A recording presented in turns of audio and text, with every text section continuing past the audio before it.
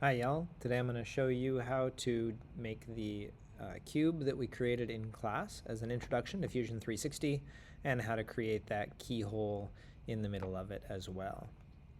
So this is my 3D environment. If I look under document settings, I can see that my units is in inches. Yours probably says something a little different because you have a different version of the software, but everything else should be the same. If you need to change it, you can click this icon right here and change it here. Make sure that's the default and go ahead and say OK.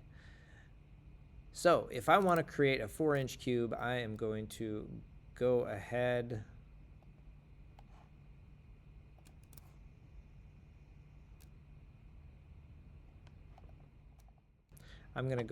and create a sketch first.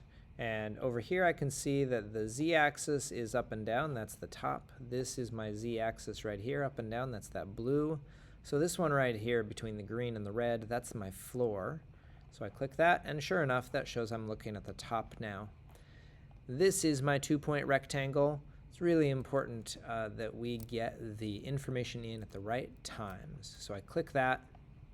I want it to cross that midpoint. So I'm going to click once in this area, and I'm not clicking or holding on to the mouse button at all. I'm just moving the mouse a little bit in that direction. The rest is done with the keyboard here. I type a 4, and you'll see that it entered into that box, and that lock appeared. I press Tab to switch to the other dimension. I press a 4 there and hit return, and now I've got my 4-inch square. I can use the middle mouse button and move the mouse to pan. If I hold shift while I do that, I orbit, right? So I'm going to click the top to go back to my view. Now I want to finish the sketch and extrude this out to make it a cube instead of just a square. So I can either click this finished sketch or down at the bottom of the sketch palette, I can say finish sketch there. Now I've got this square here. It still is showing me that sketch. If I look here, I can see in my browser that there's another sketch. If I choose this extrude or type an E, you can see that it shows the E in parentheses there. Then it's putting me in extrude mode. If it chose something I don't want, I can hit this X to get rid of it. I'm now in select mode, so I click that again. I can start to drag the arrow if I want to show what direction I go, but ultimately I always want to tell Fusion exactly the dimensions that I want. So I'm going to type a 4, and that's all I need. It's going to create a new body. I can hit return or say OK, and now I've got my 4-inch cube. The other thing I want to do is create a keyhole pattern going straight through the whole thing. So I'm going to create a new sketch, and this time instead of choosing one of those planes, I'm going to choose a face of my cube. I'm going to have it go down from the top in this case, I think. And notice it's put me onto that. I don't care very much how big this is or exactly where. There are ways that I could specify it, but I'm going to create a circle. That is a center diameter circle, so that means that I'm going to start in the center, maybe around there, click once and drag out until it's about as big as I want. And you'll notice that if I do it that way, if I don't type in a number, it doesn't show my dimension. It doesn't know it unless I tell it exactly what it is.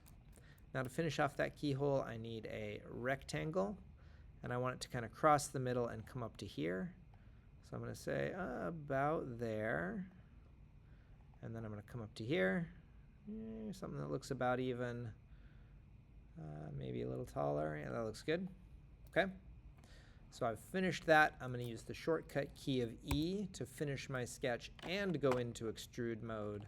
It hasn't pre-selected anything this time. I've got 3 profiles. You can see them there. Because of the way that that intersects, I can choose them separately. So I choose that one, I choose that one, I choose that one. And then I want it to cut this time. So I'm going to orbit around so I can see that arrow. I'm going to get it started going that way. The red shows me that it is cutting. I could still create a new body with that shape or whatever if I wanted, but I want it to cut. And I could tell it that I want it to go 4 inches, but what I really care about is that it goes all the way through. If I tell it it's 4 inches and then I change the size of the cube to 12 or 37 or whatever it may be, that cut would still be just 4 inches. So instead I changed the extent type here from distance to all. My object to cut is just body 1. We can see that here. This is body 1. And I say OK. And it cuts all the way through. And now I've got my keyhole going through a cube. And that's what we got done. Thanks, y'all.